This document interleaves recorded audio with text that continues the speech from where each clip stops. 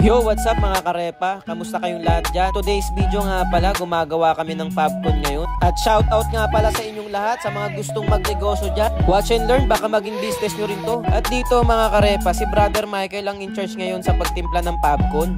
Marami at iba't ibang chemicals ang ginagamit dito para makabuo tayo ng Fabcon natin. Pero once na magkaroon ka ng formulation ng sarili mong Fabcon, hindi ka na mahihirapang magtimpla o malilito pa. Nasa 10 to 15 chemicals nga pala ang ginagamit natin dito mga karepa. At iba-iba rin yung scent na ginagamit natin depende sa klase ng Fabcon natin. At kagandahan nga dito mga karepa, isang banlaw lang to tsaka meron na rin tong antibacterial at nagpapalambot ng kamay natin yung moisturizer. At itong kulay puti naman na yan na parang blue, yan yung tinatawag nating Fabix o Fabgel. Bali ito pala yung base chemicals natin sa paggawa ng Fabcon. O nga pala mga karepa, hindi ako chemist ha. Isa pala akong graduate ng culinary mga karepa. At kung hindi nyo na itatanong mga karepa, dati ako nagsisetup ng motor tsaka nag-aaral ako ng pagmemekaniko habang nag-aaral ako ng kolehiyo. At isipin nyo yung mga karepa, sobrang dami ko nang napasok na negosyo. Pati nga yung paggawa ng sabon, diba? At itong Fabcon, napasok ko na rin. At sa mga may pangarap maging isang negosyante, wag nyong ihinto mga karepa. Hanggang dito na lang pala muna tayo mga karepa. Ikukwento ko na lang sa inyo ulit sa susunod at magbibigay na lang ako ulit ng mga idea at tips sa mga susunod na video natin. Kaya wag nyong kalimutang mag-like and follow mga karepa. Maraming salamat.